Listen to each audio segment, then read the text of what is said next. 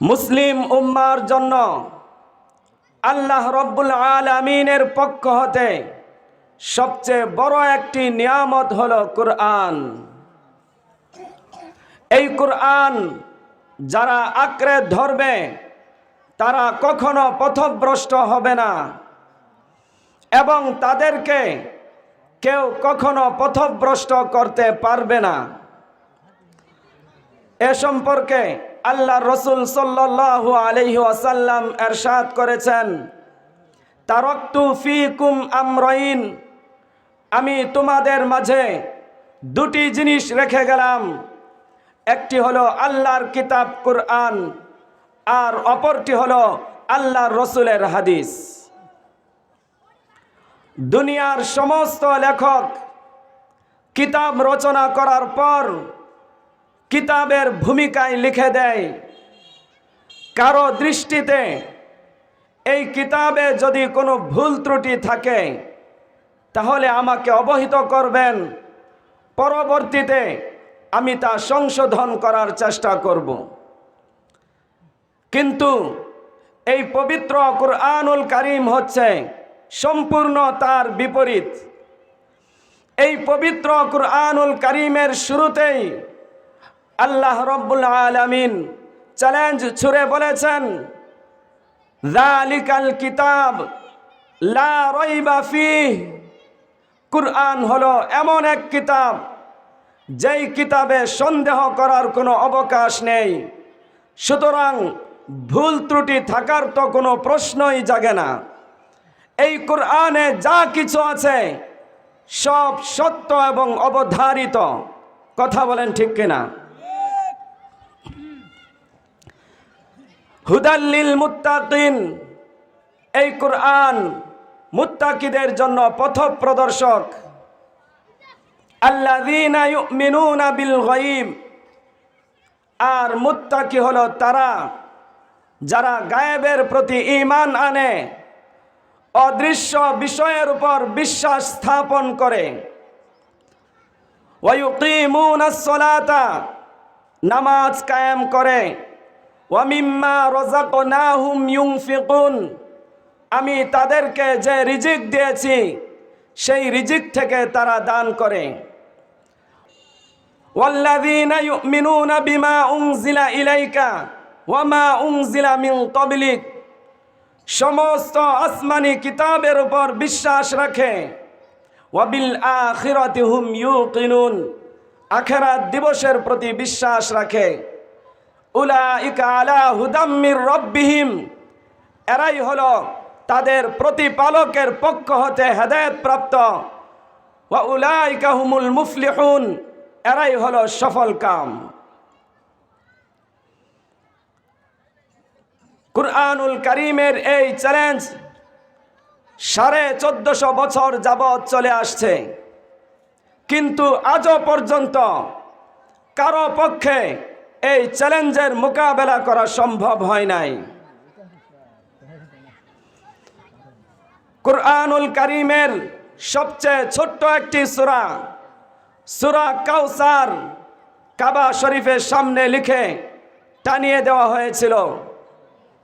তখনকার সবচেয়ে বড় বড় আরবি কবি সাহিত্যিক এই ছোট্ট একটি সূরা বানানোর জন্য অনেক চেষ্টা করেছিল, কিন্তু তারা কুরআনুল কারীমের সবচেয়ে ছোট্ট সূরা, সূরা কাউসারের মতো একটি সূরা বানাতে ব্যর্থ হয়েছিল।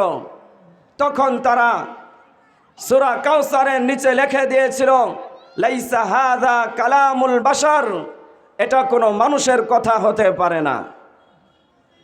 এটা হচ্ছে কুরআনের মুজিজা।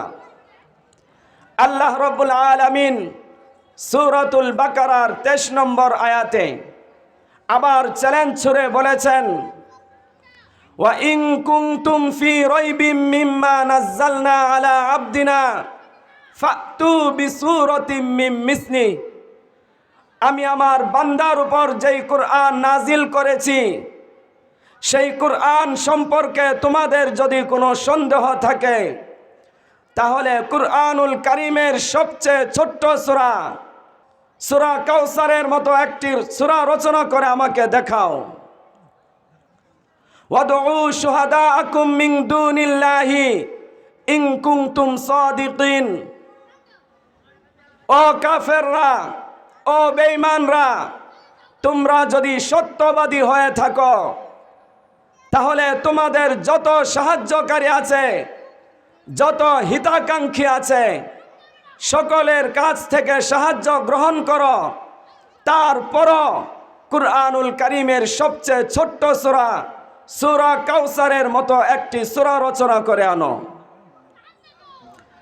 ফাইল্লাম তাফআলু, আর তোমরা যদি কুরআনুল কারীমের ছোট্ট একটি সূরা বা আয়াত রচনা করতে না পারো, ওয়ালাং তাফআলু, এরপর আল্লাহ রাব্বুল আলামিন নিজেই জবাব দিয়ে বলছেন, ওয়ালাং তাফআলু, তোমরা কিছুতেই বানাতে পারবে না।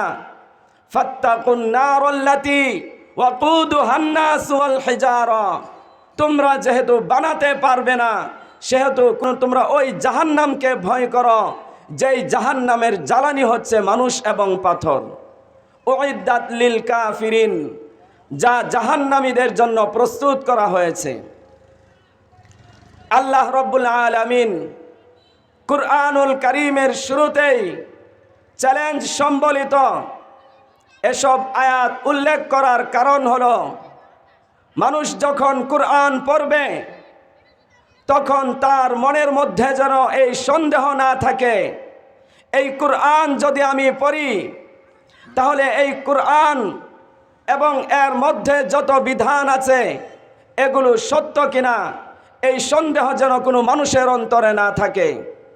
এই কুরআনে আল্লাহ যে বিধান দিয়েছেন, আল্লাহ রাব্বুল আলামিন সেই বিধান কার্যকর করবে কিনা এ ব্যাপারে যেন কারো সন্দেহ না থাকে।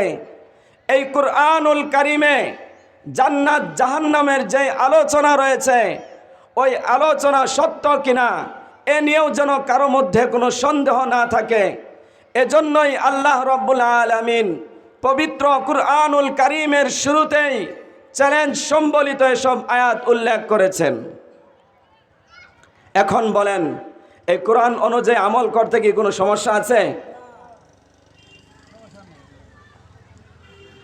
এই কোরআন তিলাওয়াত করলে আমাদের কি লাভ হবে, কি ফায়দা হবে, এ সম্পর্কে আল্লাহ রাব্বুল আলামিন নিজেই পবিত্র কুরআনুল কারীমে ইরশাদ করেছেন, ইন্নামাল মুমিনুনাল্লাযীনা ইযা যুকিরাল্লাহু ওয়াজিলাত কুলুবুহুম, প্রকৃত মুমিন তো তারা আল্লাহর স্মরণে যাদের অন্তর প্রকম্পিত হয়, ওয়া ইযা তুলিয়াত আলাইহিম আয়াতুহু যাদাতহুম ঈমানা, মুমিনদের সামনে যখন কুরআনুল কারীমের আয়াত সমূহ তেলাওয়াত করা হয় তখন তাদের ঈমান বৃদ্ধি পেতে থাকে। ওয়া আলা রাব্বিহিম ইয়াতাওয়াক্কালুন, তারা তাদের প্রতিপালকের উপর পূর্ণ ভরসা করে। আল্লাযীনা ইউকিমুনাস সালাতা, যারা নামাজ কায়েম করে। ওয়া মিম্মা রাযাকনাহুম ইউনফিকুন, আমি তাদেরকে যে রিজিক দিয়েছি ওই রিজিক থেকে তারা দান করে। উলাইকা হুমুল মুমিনুনা হাক্কান, এরাই হলো প্রকৃত মুমিন। লাহুম দারাজাতুন ইনদা রাব্বিহিম ওয়া মাগফিরাতুন ওয়া রিজকুন কারীম, তাদের প্রতিপালকের নিকট তাদের জন্য রয়েছে বড় মর্যাদা, ক্ষমা এবং সম্মানজনক রিজিক। তাহলে কুরআনুল কারীম তিলাওয়াত করলে আমাদের ঈমান বৃদ্ধি পাবে কি পাবে না? এজন্যই আমাদের কর্তব্য হচ্ছে বেশি বেশি কুরআন তিলাওয়াত করা। কুরআন তিলাওয়াতকারীর মর্যাদা সম্পর্কে আল্লাহর রাসূল সাল্লাল্লাহু আলাইহি ওয়াসাল্লাম ইরশাদ করেছেন, খায়রুকুম মান তাআল্লামাল কুরআনা ওয়া আল্লামা, তোমাদের মধ্যে সর্বশ্রেষ্ঠ ওই ব্যক্তি যে কুরআন শিক্ষা করে এবং অপরকে কুরআন শিক্ষা দেয়। অপর এক হাদিসে আল্লাহর রাসূল সাল্লাল্লাহু আলাইহি ওয়াসাল্লাম ইরশাদ করেছেন, ইকরাউল কুরআনা ফাইন্নাহু ইয়াতি ইয়াউমাল কিয়ামাতি শাফিআন লিআসহাবি, তোমরা কুরআন তিলাওয়াত করো, কারণ এই কুরআন তেলাওয়াতকারীর জন্য কিয়ামতের দিন সুপারিশ করবে। এজন্যই আমাদের কর্তব্য হলো কুরআন তিলাওয়াত করা।